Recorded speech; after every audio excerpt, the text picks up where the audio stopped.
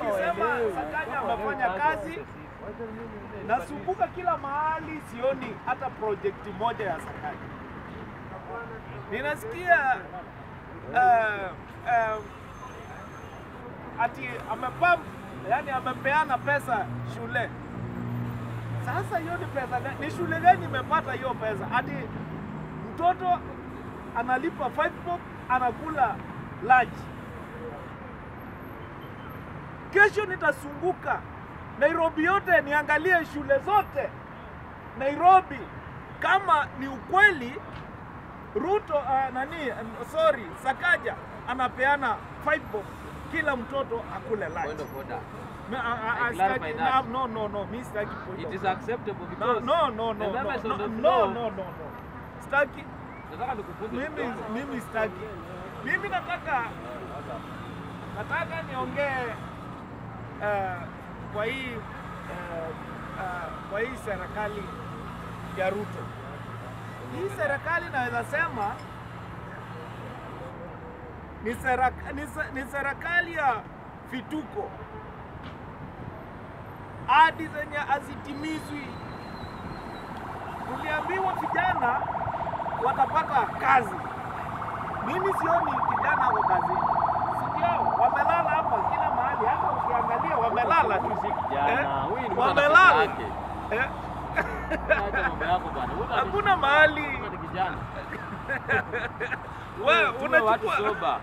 Huyu jamaa ameshika kama ni kijana. Hapana wewe. Vijana wako kazi. Wewe ukae kule wewe. Hapa bwana. Vijana hawako kazi. Wanashinda wanashinda unaitwaje? Yani wanashinda kila mahali, wanazunguka, wanazurura, usiku nafika, wanaenda nyumbani.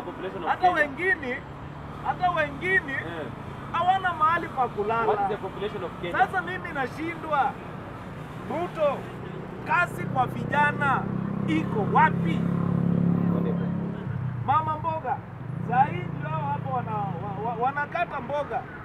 Ukiangalia kila mahali mama mboga wamejaa. Tunaangalia usaidizi wa mama mboga hakuna. Watu wa motorbike ndio hawa, motorbike nyingi zimewekwa kando ya barabara. Raisi wakati ulikuwa kampeni ulisema vijana watu wa bodaboda, mama mboga au watu wote utawashughulikia. Hatuoni maendeleo yoyote. Ruto, mimi naweza sema kama wewe unapenda hii Kenya yetu na unapenda vijana wetu, watafutie kazi. Wache promises zenye hakuna. Una promise hii leo, kesho ingine. Nilisikia pale ile Mukuru, ile affordable housing. Vijana wakiteta, wakisema unalipa hiyo pesa na saa 6 ya usiku unakuja kutolewa. Sisi tunashangaa. Sasa hiyo affordable housing kwani unapea watu wagani? Na ni wagani wanafaa kupewa hiyo ni? Mimi nashangaa kabisa. Wewe tulia pale wewe. Mimi nashangaa kabisa. Mr. Rais, wewe ni kiongozi wa Kenya. Jaribu uongee kitu moja tu ya ukweli. Wache kuongea mambo ya propaganda.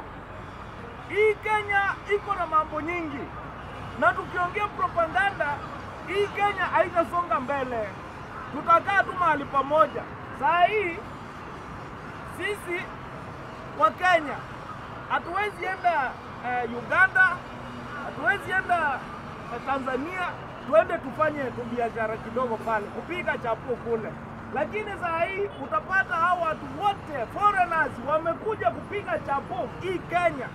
Hao vijana wetu watafanya kazi gani? Rais, Mr. Rais, sisi hatutaki foreigners wenye wanakuja kuhustle Kenya. Tunataka manifestors, tunataka investors hii nchi ya Kenya tuweze kuendelea. Sasa mtu akitoka kule akuje kupiga chapo Kenya, hiyo ni kazi gani? Wewe unafanya nini? Hapana rais, hiyo mambo uyashughulikie vizuri. Asante.